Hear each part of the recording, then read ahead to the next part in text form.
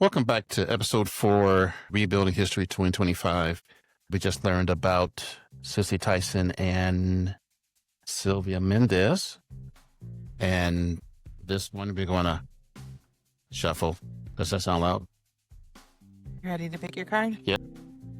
Me first? Yep. Oh, I got somebody with a long name. Oh. Who'd you get? Policarpa Salavarrieta. Wow. This one. Yeah. I'm going to learn to pronounce that How to name. pronounce that as well. Yep. So I got Ella Fitzgerald. Oh. There's it easy. Policarpa Salavarrieta. All right, folks, I'm going to butcher that name until I figure it out. So we're going to sign off and research these, and we'll be back. Bye-bye.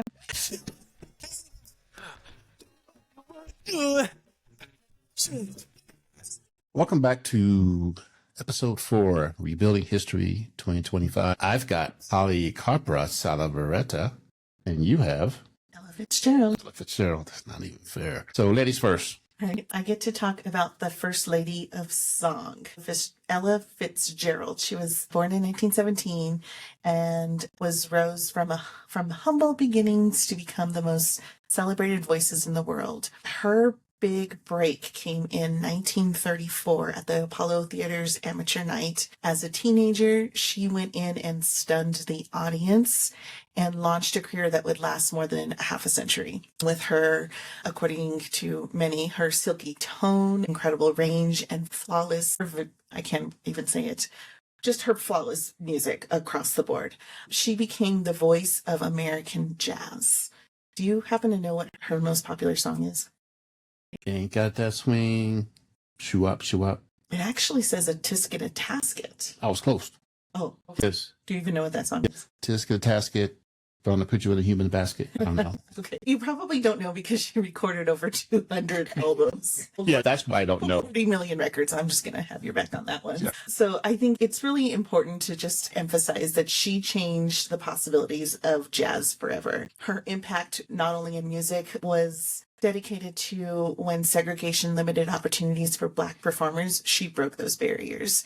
And she toured the world performing in front of royalty and became a symbol of American culture itself. And she used her influence to quietly push for change.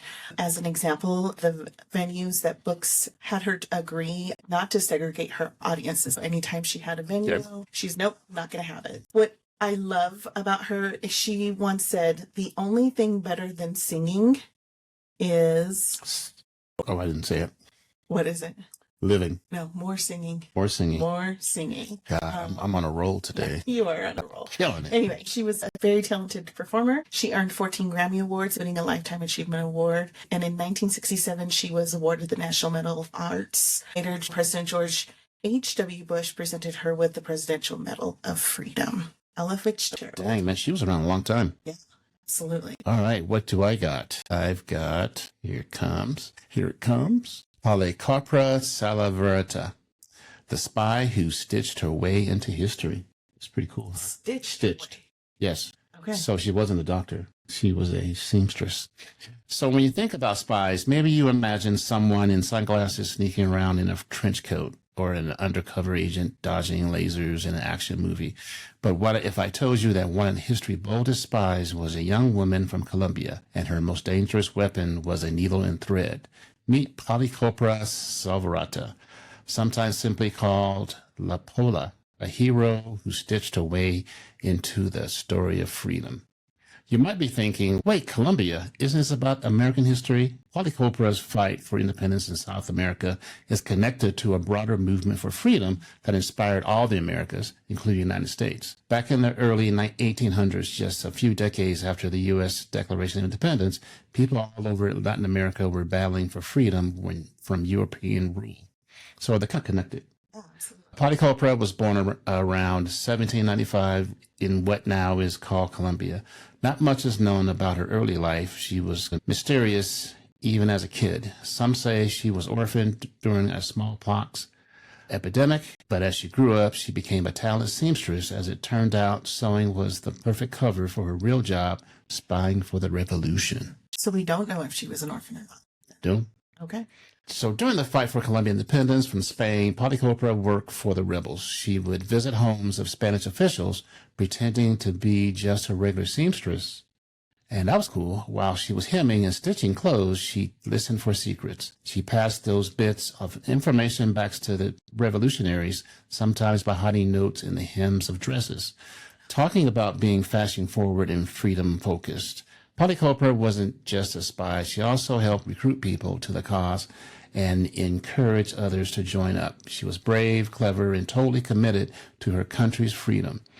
But being a spy isn't exactly safe work. In 1817, she was caught by the Spanish authorities, and even while she was jailed, she kept fighting. She even scolded the guards for being on the wrong side of history. On November 14th, 1817, it says 22 years old, Policarpa was executed. Wow. But she faced her end with so much courage that people still remember her as a symbol of resistance and bravery. Today, she's a national hero in Colombia with her face on money, statues, and even a holiday in her honor. Policarpa shows us that heroes can come in all shapes, sizes, and professions, even as harmless as a seamstress with a sharp mind and an even sharper sense of justice. 22. 22, man. Wow. All right, everybody. That's episode 4. We're on a roll. Roll. It's a long birthday. She's being so patient with me. So we'll see you next time. Thanks for listening. You. Bye-bye.